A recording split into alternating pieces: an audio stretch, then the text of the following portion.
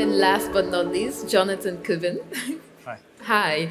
Can you shortly introduce yourself to our audience? I don't know if it works. Yeah, it does. It works. Maybe Thank you very you much. can switch the. I think it works. Yeah? Yeah, it does. It does. Can you Does hear me? everybody hear Jonathan well? Mhm. Okay, great. I'm going to talk louder. First of all, thank you very much for inviting me because I don't know if I'm really a fan of Love Tomorrow as the name because sometimes I've got this love and hate relationship with the future, Okay. but somehow I think that it's important to see the bright side often because like what's coming, it's a bit complicated. My name is Jonathan Kubben. I created a concept called Mom, I'm Fine. Basically, I would be traveling and telling my mom that I'm fine in funny or scary situation. I would be with Amazonian tribes or, living like a miner and things like this. And among this journey, crazy things happen, really, really a lot. It became like a clothing line, conferences, a movie, a series on Belgian television, actually. And among that way, we created an NGO, and this organization is actually building schools made out of recycled plastic in Mexico, and now we are doing more around the world. And I guess that this is why you're inviting me. Yes. And so I'm wondering, you started with Mom, I'm Fine, you traveled around the world, did some crazy things, and then you were inspired to build a school made out of recycled plastic. What was that switch for you? Actually, it happened in Tomorrowland. Okay. Oh. Yeah, many things happened in Tomorrowland. I never told that story, but actually, I made the very first sign here. Okay. My mom was worried. I cannot travel with the same sign because the sign was saying. My mom was worried because I was going to an electronic music festival, so she was saying, "Hey, are you going to take drugs or something like this?" So I made a sign that was saying, "Mom, I'm not on drugs. I'm just that happy. I love you." And so I'm not able to travel with that sign for sure. It would be a bit weird. But then this is how I got the idea. And so after that, what happened is that I always used some of my time, at least once a year, to do something good. We worked with sometimes with NGOs, some for homeless people, for dogs, for a little bit of everything. So I work with UNICEF in Madagascar, for Red Cross, for a lot of things like this. Okay. But once I saw the impact that I had, there was a guy that I met here after 1 year of, at the very beginning of Mom Fine, actually. I was traveling and arrived here, and he came and he was crying.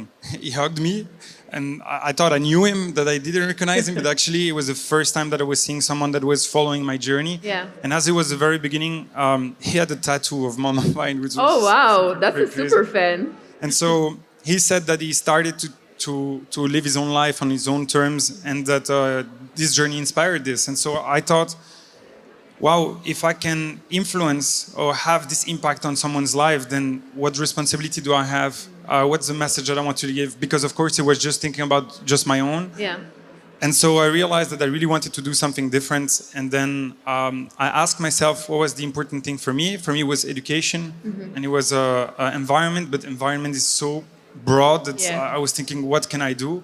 So I thought about plastic because there was a big issue where I'm from in Mexico. So I'm originally from Mexico, and there was mountains of plastic, like probably not exaggerating, half of the size of here in some areas that people don't know about.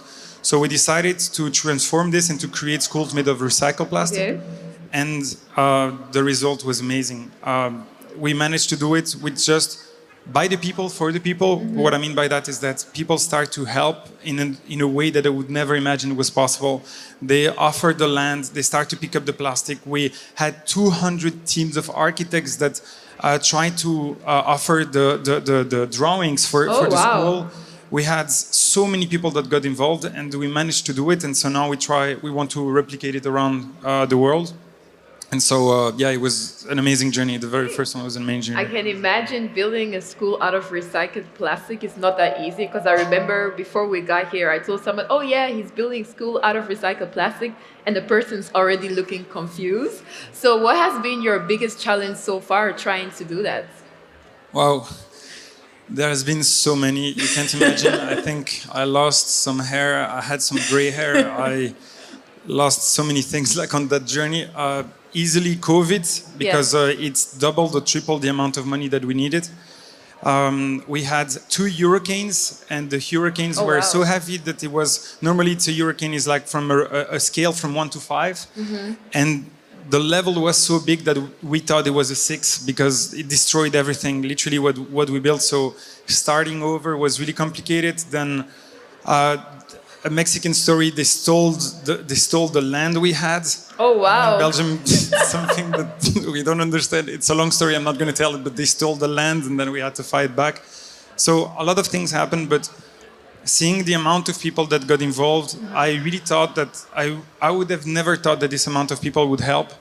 And I think I received a message of some people that are actually here. So if you're here, really thank you very much for what you did. It means the world to me.